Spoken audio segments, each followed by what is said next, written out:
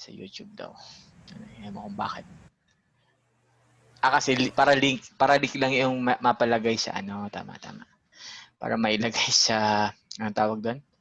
Sa LMS natin, no. Alright. Last time we discussed about the Cvp analysis, di ba?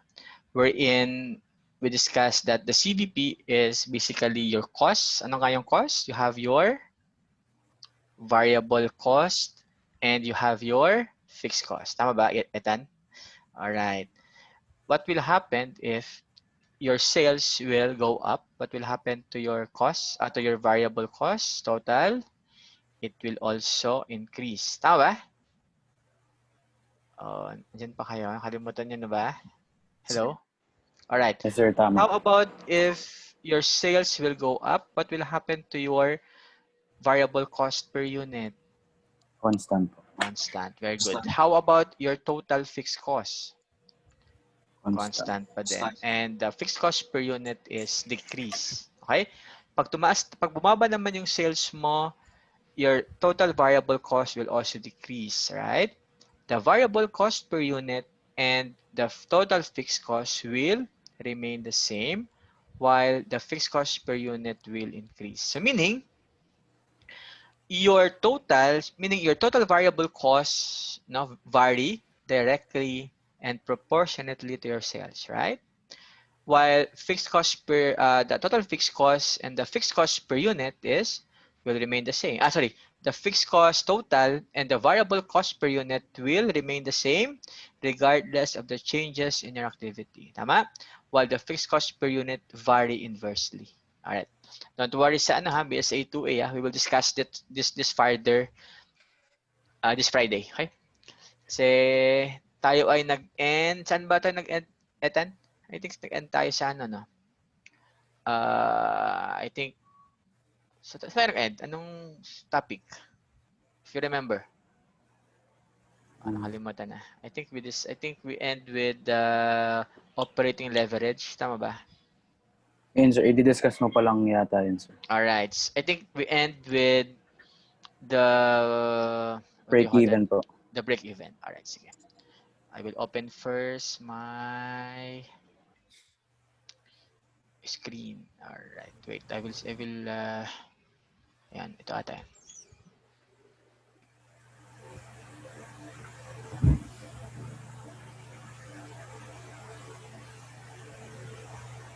Alright, ito yun, di ba? We discussed last time. Alright, so fix. You see my Excel? Yes po, kita po namin. Ito yan. Mali, ito yan. Alright, sige. So I will not, what do you call that? Sige, iba na lang. Alright. Next topic is all about the operating leverage. Okay? Wala siya sa wala siya sa PowerPoint. But what is the essence of the operating leverage? Anyone? I think that it is only a review, no? It is already discussed by Ms. Coliano. Tama ba? Alright, so I will end this.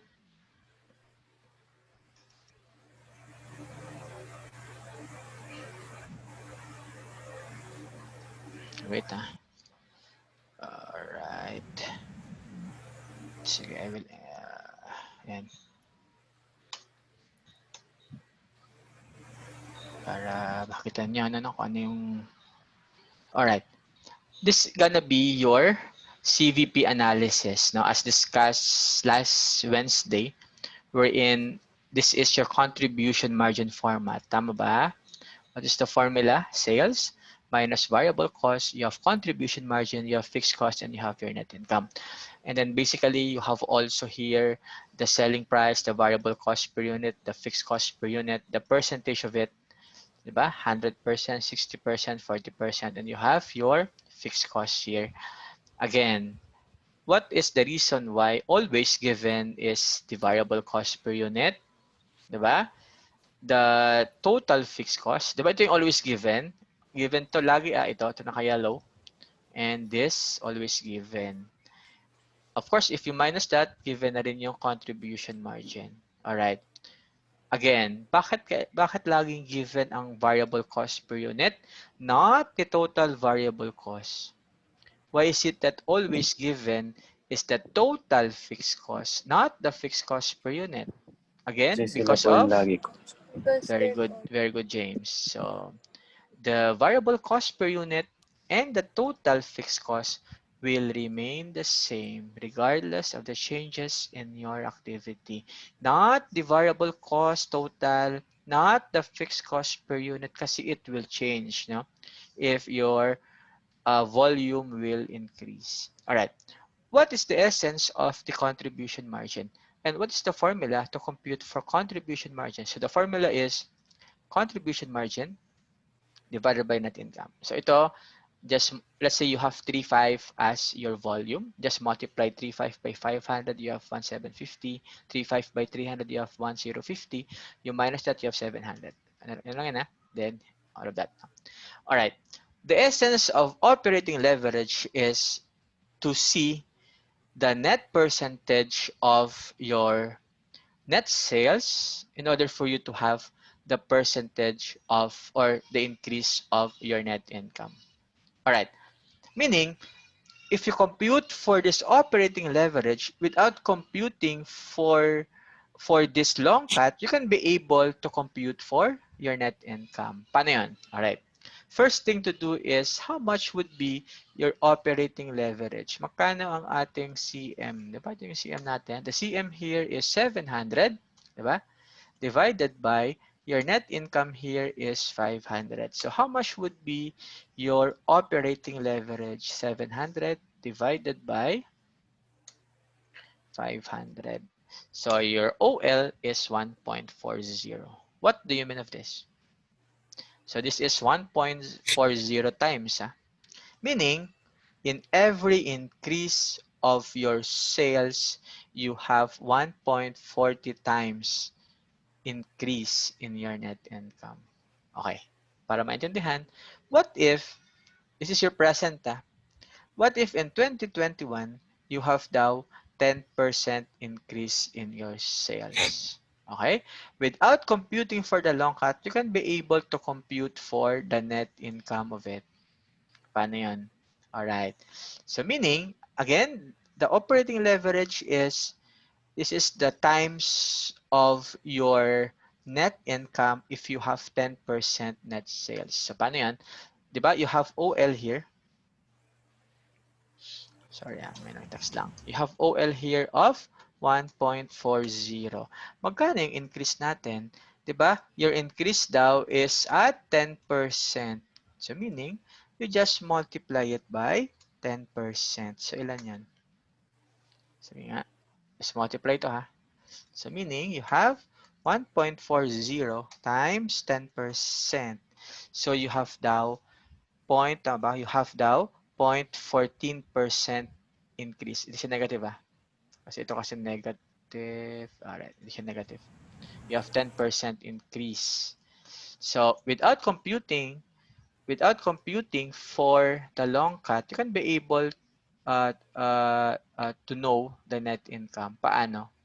Di ba magkano ang ating net income sa 2020? Di ba? 500,000. O, just multiply it by 14%. 500,000, you multiply it by 14%. So, magkano ang increase natin? 70,000. Meaning, you have daw increase of 70,000 in 2021. So, dapat ito ay magiging 570,000. Gets ba? Oh, di ba madali? Di ba? Compute first for the operating leverage, then compute for the increase, you have 14%. 14% times 500, you have additional 70. You have 570. O, to check kung tama yan, sir. Baka, sir, niloloko nila kami. Alright, magkano yung increase mo? From 3.5. So, you add 10%. So, you have 350. That's why you have now 3,850. Alright? Or 3.5 times 1.10, you have 3,850. Magkano ang ating sales niya? 3,850. You multiply it by 500. Kasi ito yung selling price mo. Diba? Okay? Also, magkano ang ating variable cost? 300 times 3,850. So, ilan yan? Tama ba? 770? The answer is yes. Diba? So, what is the essence of operating leverage? You need to compute for the percentage of your sales by the percentage of your net income. So far, any question about this? Malinaw ba?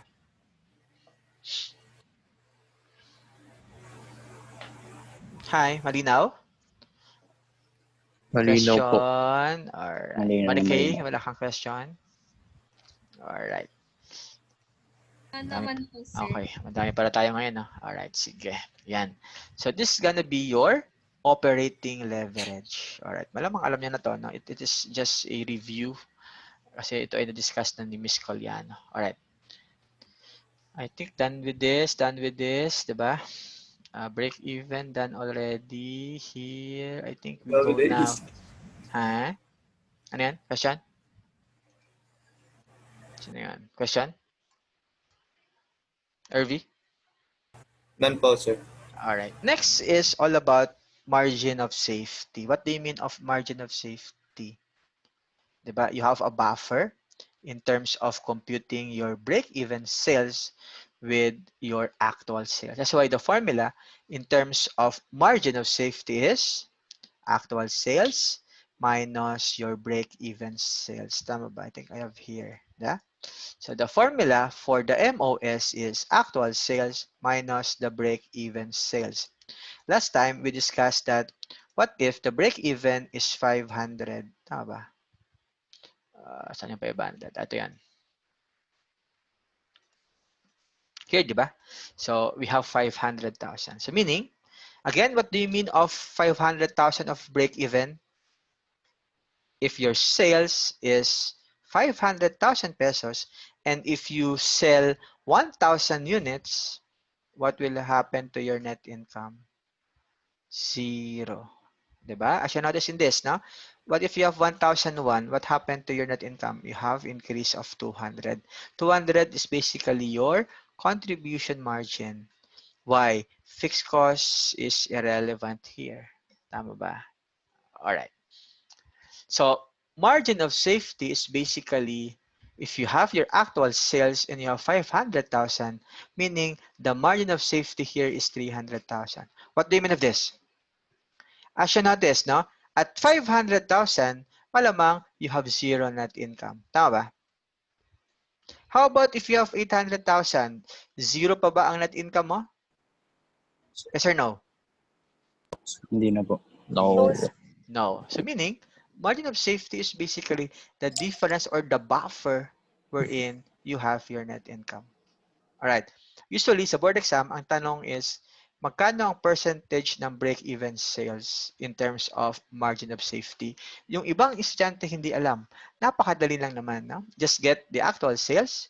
Actual sales is always at 100%. Okay? And then get the break-even. Okay? So meaning you minus that, you have 300 as your margin of safety. So just divide 500 by 800, you have 62.5. Just minus, you have 37.5. Sayang, di ba? Baka sa 1 point na yan, CPA na sana kayo. Di ba? So naalala ko lang kasi, di ba, I've been also reviewer in PRIA. Madaming nagkakamali dito, no? Napakadali lang. Okay? Baka hindi na lang naituro ng mga professors nila. Alright. So, ganun lang. So, margin of safety is basically the difference between actual sales and the sales at break-even. So, breathing room, no, or caution that the management has in order for the break-even if actual sales will materialize. Okay? Wait lang, 5 minutes lang.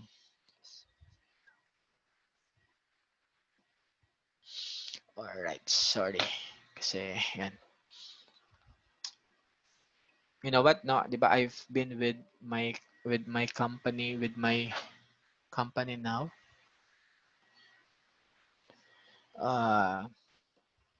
New company, and for me stressful, no? Parang I realized na may passion talaga is to teach. Parang hindi ko napapagod, no? Kahit magturo ako maghapon, kahit gabi.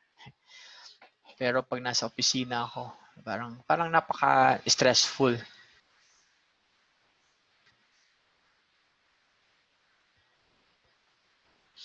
Alright. Anyway. Kayo ba? Ano ba? Di ba? Of course, if you have naman your own business, di ba? You have your time. For me, the essence here, as long as your time is not dependent, no, in terms of your work. Kasi, di ba? Ewan ko lang. Anyway. Kasi malamang all of you will become CPA. Okay? And maintindihan nyo ako, no? Kasi napaka-stressful din, you know, in terms of work. Pero, pag nagtuturo ako, parang masaya ako. Diba? Kayo ba? Nafe-feel nyo rin yun? Yung parang love na love nyong gawin, parang hindi kayo napapagod. Ikaw ba, James? Yes, sir. Diba? Parang ganun. Yes po, sir. Pero, kesa naman kesa naman sa napipilitan kayo, diba? Na gawin yun na hindi mo naman gusto. Anyway, naano ka lang kasi, yun, gaya Kasi ngayon, di ba? naintindihan ka naman namin. Yes. Oo, gaya Okay lang ngayon, po, di ba? sir. Okay lang po. Anyway, Quality pa rin naman, No sir, yung problem. turo. quality pa Kahit rin. Yan. Quality po. Alright. Kaya di kami nagbit ng Monday ni na Marikay because of month-end closing. Alright. So, assuming that the actual cost are 750. So, same kanina, no? So, you have here expected sales. You have your break-even sales. So, MOS here is 250. Same na ba kanina? Wait lang ha. Hindi magkaiba. Alright. So, yan. So, just divide it, the margin of safety. So, you have here, margin of safety of 33%. Sana hopefully makuha nyo ito. Ito lang yung tanong, no? How much would be the percentage of the margin of safety? How much would be the margin of safety in terms of peso? Ganun lang. Okay. Again, so meaning at 250, ito yung breathing room mo or cushion mo wherein you have your additional net income. Why? Because this is your actual sales and expected sales. All right, so we are done with the operating leverage. We are also done with margin of safety. Next is all about what if you have target net income, diba? This is gonna be your net income, and this is gonna be your break even kasi you have 0. All right, what if in terms of this example, okay, copying ko to ha. Ito ko ilalagay. Margin of safety para hindi nyo makita. Alright. Ay, nangyari.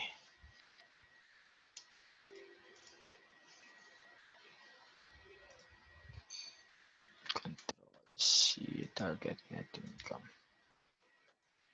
Alright. So here. So alam natin na at 1,000 units, you have 0 net income. At 500,000 sales, you have 0 net income. Tama ba? Alright. Sir, what if your company wants to have any amount? Sige nga. Malamang ito ay 200,000 din. Tama ba? Alright. So, how much would be your net income? Any amount. Anong gusto mong amount dito? 5 million. Grabe naman. Sige. 5 million. From Kasi zero. dapat, From dapat 0 to 5 malakas million, di ba? Alright. Calling it. Ayan. Alright. What if Ram wants to have 5 million net income? How much would be your sales required? How much would be your volume to be achieved so that you have net income of 5 million? Long cut tayo. Given, di ba lagi ito? Di ba? Given lagi ito. Given naman to. Okay? Madali na ma-solve. So, ano gagawin? Just put here 5.2. Tama ba? Yan. Tama, no? Okay, tama. Kasi, contribution margin less fixed cost, you have net income of 5 million. Alam natin na ang 5.2 is the 40% of your sales. So, meaning to get the 100%, you divide it by 40%. Tama ba? So, Gets ha? Gets ha? Walang question ha? So 5.2, you divide it by 40%. Gets ba? Question? Wala po. Wala. Okay, naintindihan to ha? Kung bakit 13 million. How about the variable cost? So just minus 13 minus 5.2. Or you can do, yan. Meaning, si RAM, kailangan mo magkaroon ng 13.8 million in order for you to have 5 million additional to your net income. From zero, ha? Alright. How about your units? 13 million divided by 500. So, dapat you will sell 26,000 cases of beer or 26,000 units. Di ba? Mahirap ba yon? Yes. Napakahirap na na. From 1,000 para maging 0 to 26,000. Alright. That's is, it is your long cut in solving for target net income. But there's a formula. Same as in computing for the break-even. What is the formula for this? Diba? Sales, no? Sales in PHP versus sales in, sorry, not versus, and sales in units. All right. So, ano yung formula? The formula here is same total fixed cost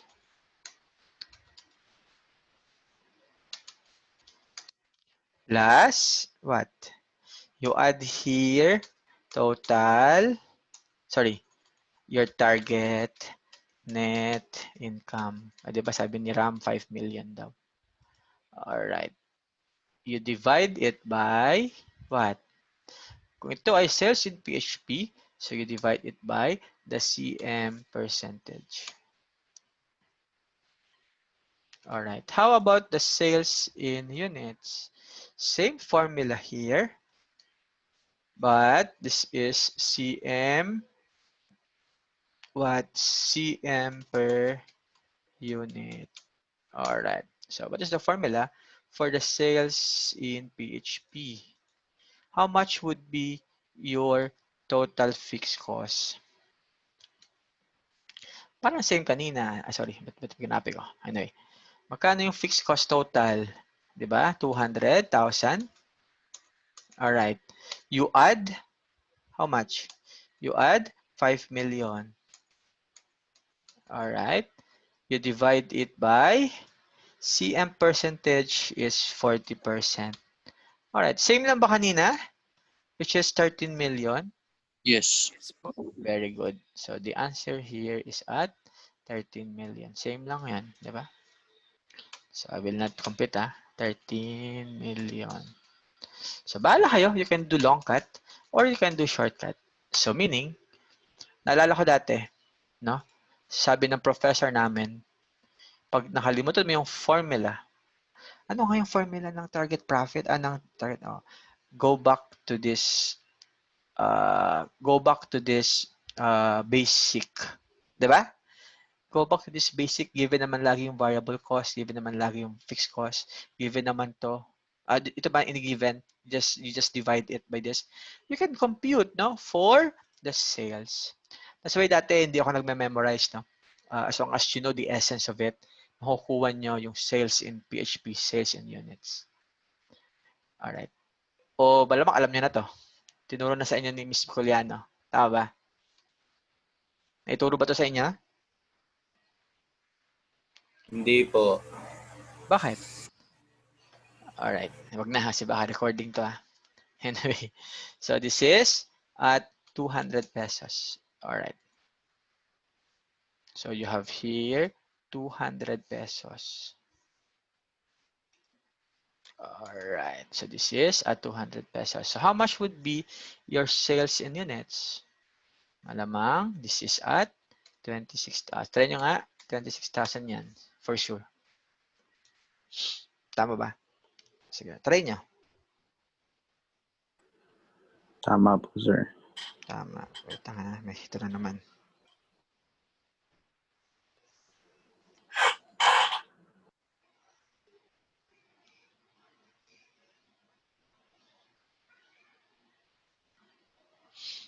Wait lang.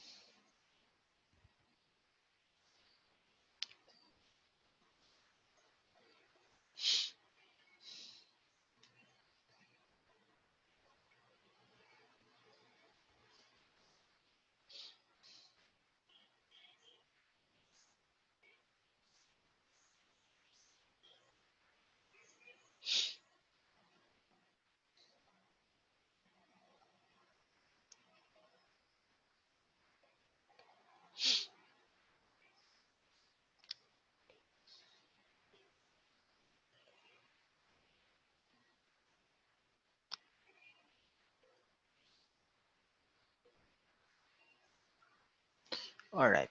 Walang question, ha? All right. We go to the formula. Okay. All right. Give the formulas for determining the sales required to earn target profit. So just read. Same, ha? So the objective of the target net income is basically to know your sales in PHP, sales in units. All right. The amount of it is basically your in determining the break even. Same, di ba? Ano yung formula to compute for the break even? Fixed cost divided by your CM percentage. Fixed cost divided by your CM per unit. Ito same naman ang target net income by just adding the what? The target net profit. All right. So, required sales is equals to variable cost plus fixed cost plus target net income. Meaning, ito na yung ating net income. All right. So, you can do mathematics. Ako, ayoko ng mathematics. Sorry, ayoko ng algebra kasi parang, yes, you can do this, no? But we are not in terms of engineering or something like that. But basically, here for me, accounting is we should know how to analyze. Okay? Depende sa inyo. Okay? So, sorry, pala may mali to. Tama. Fixed cost. Sorry, baliktad. Alright, baliktad to 800 divided by 40%. Alright. Ayan. I will not give you the CVP crap. Alright, I will not. Read na lang to, ha. Ito yung mga case analysis of this. Alright. So far, any question about the CVP analysis?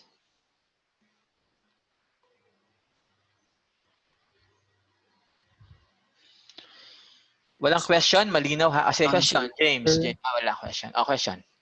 Sir, Sige. wala naman pong question, pero pwede pong ipabalik po sa Excel. May gusto lang po ako makita. Picturean ko lang po, sir. Alright, sige. Kaya lang po. Teka lang. Don't worry, I will Okay show na you. po. I will give you naman this. Sige po. Alright, sige. Sir, Question. sorry po. Paano po ulit nakuha yung 26,000? 26,000. Mali ba ako? 200. Hindi po. Yung Ito. katabi po ng 1,000 sa taas. Ito. So, gawin nyo lang ay, Opo, sir. since alam na natin yung 13,000, di ba? Alam natin yung 13,000. So, just divide it by 500. You have 26,000. Kasi, kasi ito yung cost, ito yung sales mo, di ba? You divide it by the selling price. Or you can do 7,800 divided by variable cost. Same lang yan. 5,200 divided by 200. You have 26,000. Alright. Thank you po. And then, ano ba to? Ayan. Alright. Also here, using the formula, you can have here 200 plus 5 million. You have 5.2 divided by 200. So, ganun lang. Sino si Mariette? Alright. Sige. Nice. Question, Migs? Kala ko parang nag-ano ka. Naintindihan ba? Alright. Munat lang, sir. Sorry. Manatlant lang. Okay, sige. Next, describe the essential features of cost volume profit analysis. Alright, what is the function? Alam niyo na to, di ba? CVP income statement is basically your sales minus variable cost. You have your CM. And this is basically for internal management use only. Alright? So, as you notice here, in the financial accounting, ano ginawa natin? Di ba, it is part of your sales minus cost of goods sold. You have your gross profit, you have your expenses, and you have your net income. In the CVP income statement, ano ginawa natin? It is now part of variable cost and part of the fixed cost. Ito yung ginawa natin sa financial accounting. Ito yung diniscuss ni Sir Josart sa inyo, di ba? Tama ba? Josart ba ang teacher niya? Alright. And also, dito tayo ngayon, no? The sales minus variable cost minus fixed cost. Alright. So, ganun lang. Huwag na yung quiz. Alright. So far, any question? Na oras na. 7:30. Alright. So far, any question? Maybe we can have 8 o'clock. I will discuss variable and fixed variable. It is part now of your cost management or strategic cost management. Alright. Sige.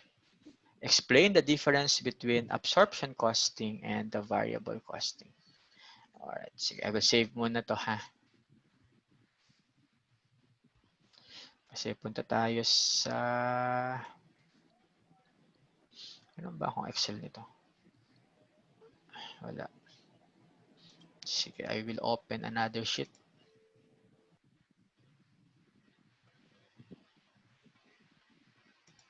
Sir, anong chapter po yan sa book natin? Chapter 5 po. Chapter 5, I think. Sorry, hindi ko pa nakikita yung book, no? Okay. Alright, so this is this variable and absorption costing. What do you mean of absorption and variable costing? If you read your book, I think Cabrera, you can use Cabrera or De Leon in strategic cost management. No worries, ha? Kasi online tayo. Basically, I will not require you to have book, pero you should be responsible to study. Okay? Kasi paano kayo makabili pag hindi kayo makalabas? Tama ba? O may libro na kayo? Nakabili kayo ng May libro? libro naman po yung iba. Meron. Alright.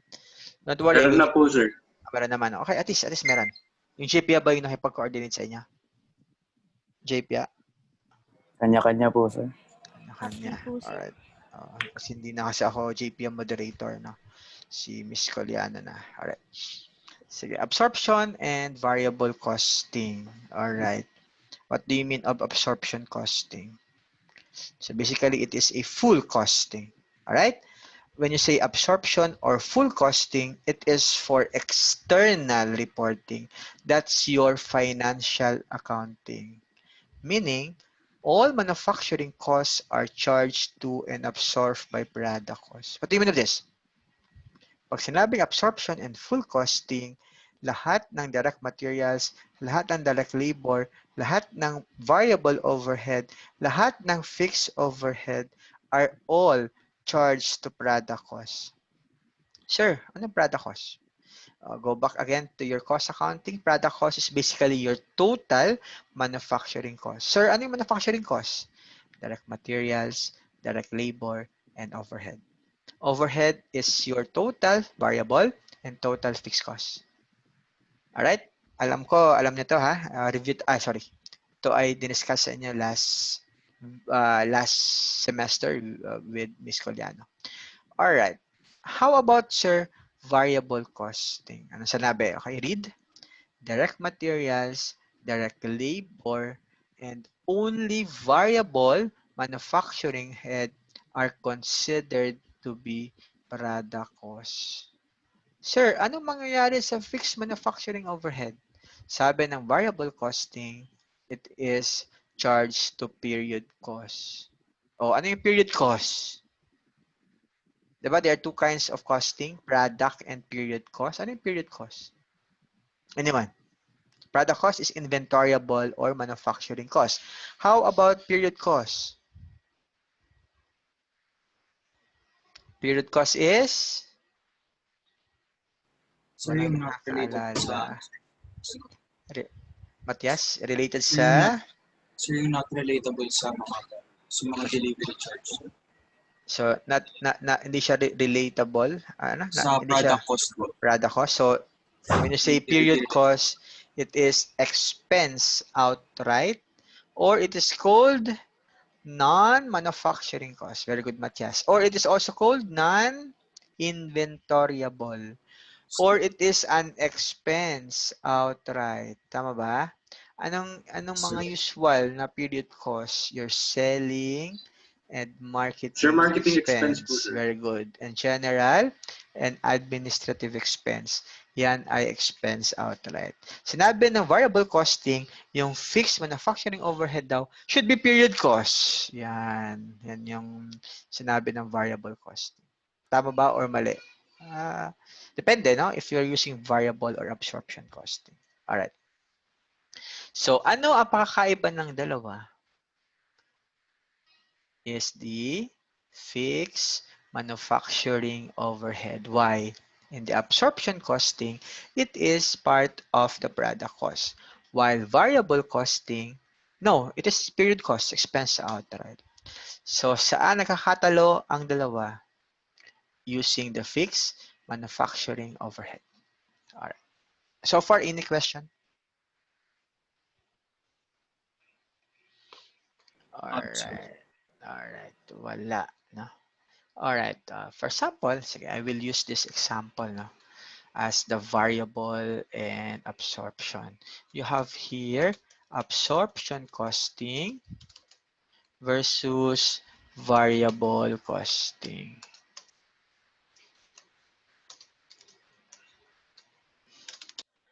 Diba dati mahilig ako magsulat na? Diba Ram and Shad? Ngayon, Excel na. Excel na lang, sir. Alright. Okay lang yan, sir. Adjust talaga. Oo, hindi ko alam. Oo. Kung napansin niyo nung wala. Yung iba lang dito na handle ko dati, di ba? Mahilig ako magsulat sa board. Ang dami ko nasusulat. But now, ayan. Wala eh.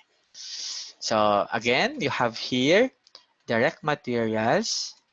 Okay? Direct labor. Variable overhead. Fixed overhead. Alright, sa baba na lang yung fixed selling ha. Wag na. Alright. Kasi fixed selling and variable selling is period cost naman talaga. Alright. Kasi it is expense outright. Alright. Under absorption costing, so we're talking about here product cost. Alright. We are talking here about the product cost. Alright. How much would be your product cost in the absorption costing and a variable costing? And all right, here, Control C, Control C.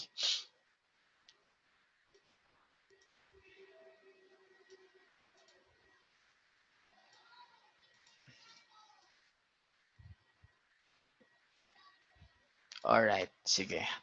DM, product cost or period cost in the absorption costing. Di ba, pakano yan? 5 pesos ba? Yan, 5. So DM, it is part of absorption costing. It is also part of variable costing. All right. How about DL? 3 pesos.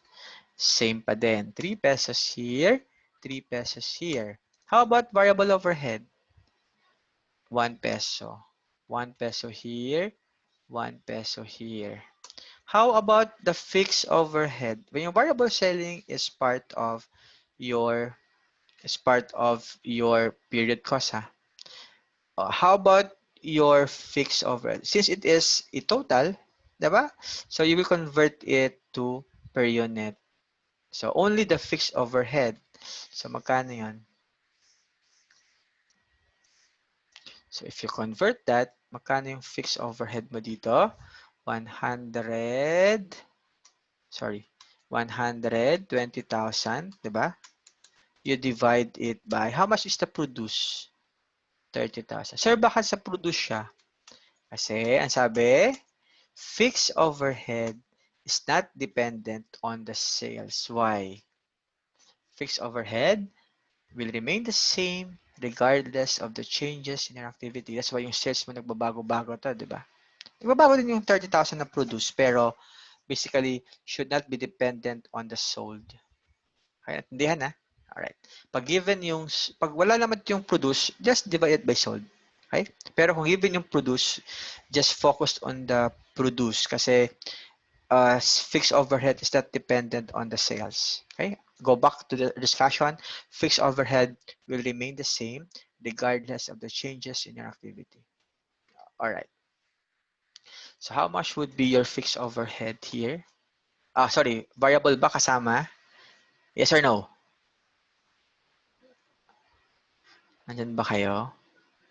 Sagot naman kayo. No, Okay. sir. No ba or yes? In the absorption Kasama, sir. costing. Kasama. Absorption lang po. Sa Sir, absorption. kasama. How about variable costing? Okay, sige, ito na muna ha. Fixed overhead ba kasama? The answer is yes. Diba? Kasi kasama siya sa absorption, which is 4. How about variable costing? Kasama ba yung fixed overhead? Yes or no? Hindi po. Very good. Ay. This is 0. Diba? Go back. Diba? Go back to this. Ano sinabi? Fixed overhead ang nakakatalo dito. Kasi in the absorption costing, it is part of the product cost. Diba product cost to? Okay? While variable is period cost. So meaning, saan nakakatalo sila? Sa ating fixed overhead. So makano yung difference dito? Yung difference nyo ay 13 minus 9, you have 4. 4 is basically the difference between your costs. Okay? So far, any question about variable and fixed? Ryan, sino to?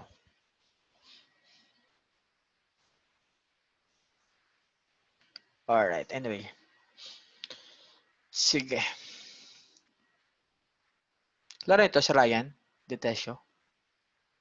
Student niyo po. Anyway. Klaro niyo ba? Hindi. Alright. Absorption versus, may ask po ako. Later na.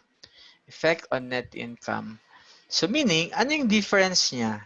The difference niya here is 4 pesos. Okay, later, when we have, so ito yung nagdi-differ ha, which is the 4 pesos or 4. Alright, that, when we reconcile for this net income, what is the formula? Okay, the formula to reconcile, take note to reconcile the net income. So, ano yung reconciliation here? Fixed overhead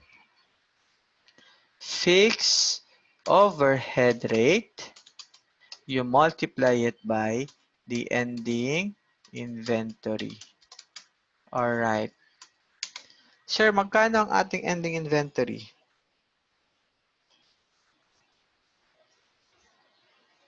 Alright. How much would be the fixed overhead rate? Diba 4?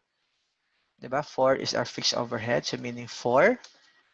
You multiply it by ending inventory. Magkano ang ating ending inventory? Diba? Our ending here is at 10,000. Tama ba? Ito yung na-produce mo. Ito yung na-ibenta mo. You have 10,000, which is your ending. So magkano yun? You have here 40,000.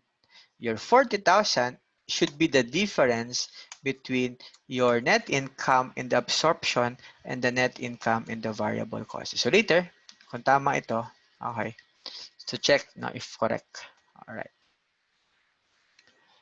Take note of this Alright. Sige.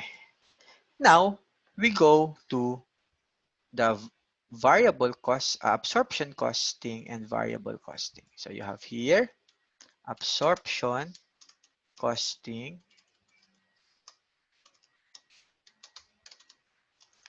and you have also here variable costing. Sige lang yan.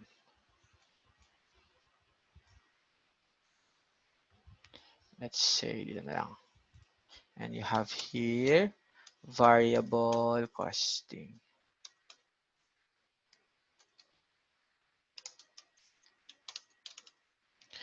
Alright. Magkano ang ating sales? So, dalawa So, we have here sales. Magkano ang ating sales? Alright, diba? Ito yan. Sales is at 20 pesos. So, meaning, your sales here is at 20 pesos. You multiply it by, how much is our sold? Our unit sold? 20,000. So you multiply it by 20,000. So magkano ang ating sales? Our sales here is at 400,000 ba? Yes. Sige, para tama, no? 20,000 times 20,000. So you have here 400,000. Also, your variable costing, your sales is also at 400,000. Sige, mamaya na tong sales. Mamaya na yung variable costing. Yan. Sige, later na to. Ano muna tayo? Variable cost, absorption costing. Okay. Ano yung formula ng absorption costing? Sales minus cost of goods sold is equals to gross profit minus expenses. You have your net income. So you have here cost of goods sold. Ano yung cost of goods sold? How much? Diba? How much? Diba ito yon? 13 pesos. Kasi all of this is part of your absorption costing. So magkano ang ating absorption costing cost? 13 pesos. Sige, para maintindihan, magkano yung DM? You have 5. Tama ba? Magkano ang ating DL? Yan. Ito lang naman yun, 5, 3, 1, 4. That's why your cost of goods sold here is 13 para hindi mahaba, no? So magkano yun? You have here 13 pesos. You multiply it by 20,000. Kasi ito yung na-ibenta mo. So magkano yun? So far, nakakasunod ha? Nakakasunod ba? Yes po, So you sir. have DM, DL. Pwede naman isa-isa. DM, DL, factory overhead, fixed and variable. Ito lang naman yung 13 pesos. Alright, so magkano to? 13 times 20,000. How much would be your cost of goods sold? 260. How much would be your gross profit? Your gross profit here is 400 minus 260. You have 140. That would be your gross profit. How about your, ano pa yung kulang, di ba? May kulang pa tayong variable selling and admin expense. So less expenses. So you have here variable selling, variable overhead selling. How much? Variable overhead selling is at 1 peso. So 1 peso, you multiply it by 20,000. So how much would be the variable selling? 20,000. Alright. Ano pa yung kulang? May kulang pa tayo, di ba? Which is, sorry, ano ba to? Ano pa yung kulang? Fixed admin expense of 15,000. So, just copy na lang yan. No? Kasi fixed yan ha. Fixed admin, fixed selling and admin.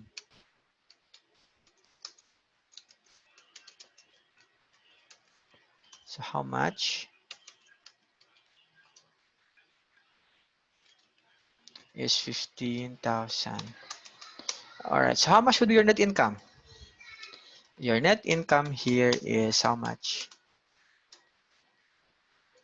So 140 minus 20 minus 15, your net income is at 105,000. So in the board exam, ang question is how much would be your net income? The answer here is at 105,000. Alright, sir, ano pa kakaiba nila? Here, the cost of goods sold is 13 pesos, which is lahat, including the fixed overhead. Alright, sir, punta tayo sa variable costing. Alright. Variable costing is go back to our discussion in the Cvp analysis. Ano yung formula? Sales minus total variable cost is equals to contribution margin minus fixed cost. You have your net income. Alright, take note ha. Take note of the variable costing. Take note of the Cvp analysis. My question is, in terms of the variable cost in computing for the Cvp, yan ba ay variable cost overhead lang or including the variable selling? Usually, dyan nakakamali ang estudyante. Diba? When you have sales minus variable cost, it should be total variable cost, meaning including the manufacturing and non-manufacturing costs to compute for the contribution margin as discussed a while ago. Kasi yung ibang estudyante, yung variable cost dito ay only the variable overhead. DM, DL, and the variable overhead. Hindi sinama ang variable selling. Magkakamali kayo dyan in computing for the break-even. That's why it is called total variable cost because you have your variable overhead, your DM and DL, including the variable selling. Naintindihan ba ha? Alright. Kasi madaming nakakamali dito, no? Alright. Next is all about variable cost. So variable cost which is part of your product cost. How much that? Magkano? 13 ba? 13 ba? Or 9? Sir, yung 9. Very 9. good. So meaning 9 pesos na siya, which is direct materials, direct labor, and the variable overhead times 20,000. All right, how much is this? So 9 times 20,000, sorry, times 20,000. So you have here 180,000. So how much would be, sorry, wait may nag-text lang.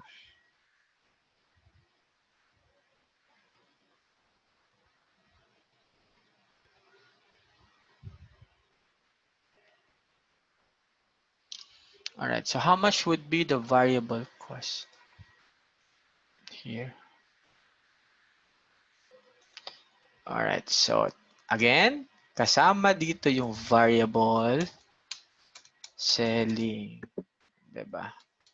Variable selling. How much that? Diba ito yun? Ayan. Copy ka na lang pala to. 1 times 20. So this is also 20,000. That's why when you compute for your CM, which is contribution margin, kasama dapat yung variable selling. So you have here contribution margin. How much? 400 less 180 less 20. So how much would be the CM? The CM is at 200,000 minus the total fixed cost. Di ba dalawa yon? The total fixed cost, which is fixed overhead and the fixed selling. Eh, di ba given yung fixed overhead and fixed selling? Magkano yan? But yan, fixed overhead is at, no need to compute for the units per unit. So just put 120 and 15,000. How much would be your net income? So your net income here is how much? 200,000 minus 120 minus 15. You have here 6. Para may mali. May kulang pa tayo. Ano yung kulang? Tama ba? Para may mali 400 less 120. Tama. Okay. So how much would be your net income here? Your net income here is at 65. All right. So how much would be the difference of your net income? Tama ba? 105 less 65. Makano yung difference? 40,000. Parehas ba siya dito? The answer is yes. Meaning, nakakatalo sila in terms of net income is because of the fixed overhead, which is at 4 pesos. Gets ba? So far, any question? before we go to this PowerPoint? Malinaw ba ang variable and absorption costing? Pag sinabing walang question ha? Hello? Alvon, question. Wala? Wala naman po, sir. Joyce, ano na? Okay, sige. Alright, so ito na yun ha. Ayan. So, I think here. Pero paano may mali? Ba't 85 to? Pero bakit tama, 140 din? 20 plus 15. Pero same no, 40. Wait ha. 400 less 140, tama, correct? 20,000 Sir, hindi ba dun plus... sa produced yung dapat, hindi sa 20,000? Ay, sa Saan yan? sold. Saan yan? Dito? Hindi. Wait lang, wait lang ha. 20 sa tama to plus times 2. Alright. Saan galing yung 1?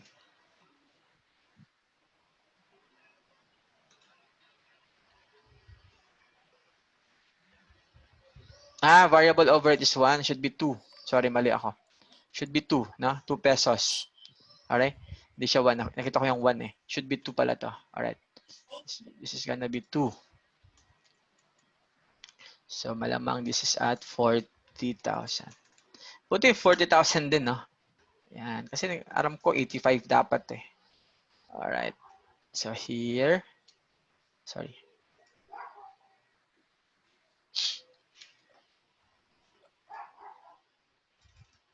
Ito yan. Yan. Hindi siya, no?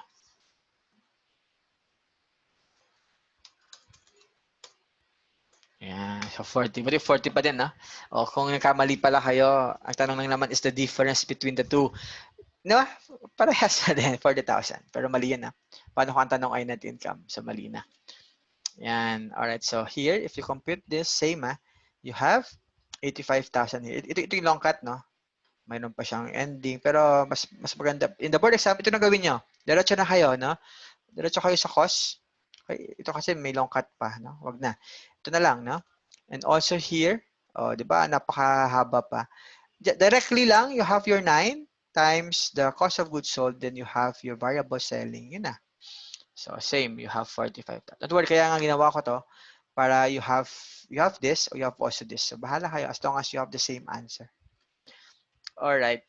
Yan. So, ito yung summary of the income effect. Okay? Kung ang absorption costing daw ay parehas, if the unit produced is the same as units sold, your net income is the same under absorption and variable. Kanina, ano yung mas malaki? Di ba malaki yung units sold? 30,000. Mas compare sa units sold. Meaning, malaki ang net income natin sa absorption. Tama ba ito? Mas malaki ba ang absorption? Di ba mas malaki? 35 versus 45. So, tama to. Okay? Pero pag ang unit produced is less than the sold or the sold is more than the produce, mas malaki ang ating variable costing. Yung iba na tanong sa akin, sa De La Salle, possible ba yan, sir, sa number 3 na ang na-sold mo ay mas malaki pa sa napoproduce mo? The answer is possible if you have beginning inventory. If you have existing inventory from the previous year or month, possible siya. Pero kung first year of operation, impossible yan. Nanganak yung yung pinoproduce mo na naibebenta mo, 'di ba? Yan. Yun lang naman yung Alright. Rationale for in terms of variable costing, no? Variable costing daw focuses on the purpose of fixed manufacturing costs, which have to be productive facilities available for you. So, kaya daw sa variable costing, it should be part of the period cost. Pero sinabi na absorption costing, no. Fixed overhead should include in our product cost because it is part of making the product and ready for sale. Okay? So, anong tama dito? Pareha sila tama. Kasi variable costing is for internal reporting or what you call your CVP analysis, while absorption costing is for external reporting, which is basically your under GAAP rule. So pares naman siya tama, ha? Okay. Ito yung sinabi ko. Variable costing is for internal use. Alright. Any questions so far? No oras na ba? 8:15. Alright. Sige. So far, any question? You learn ba? O first time? Yes. First time na dalawang ano tayo kasi na-combine ng BSA2A and 2B. First time ko na may klase na 29. Alright. Usually, pinakamataas ko na ang 25 sa Lasal. Alright. So far, any question? Malinaw ba? Malinaw po. Okay, thank you. Don't worry sa 2A we will have class pa naman on Friday. Okay. If none, alright. Again, sorry, wala pa akong time para i-convert to sa YouTube para ma-send ko yung link. Alright, meron akong kay Josh na. Okay. If none, sige, see you all kasi gutom na ako. Alright. Bye-bye. Thank you, sir. Okay po, Thank you. sir. Alright. Thank you po, sir. It was Alright. Thank you po, Sir. sir. Take care. Thank Thank you Bye-bye. po, sir. Good night po. Alright, good Happy night. dinner, sir. Happy Thank you po, dinner. sir. Solid Alright. lectures. Kain na tayo, sir. Thank you po. Gutom na. Bye-bye. Gutom na din ako, sir. Oo nga Okay Bye lang. po. Ano lang tayo? Thank you po. Wag tayo mag 3 hours na kasi alam ko na nakakapagod mag-online. Alright. Salamat, sir. Okay, Thank you for sige. Sige po. Bye-bye. Bye-bye. Thank you. Thank you, sir. Okay, bye-bye.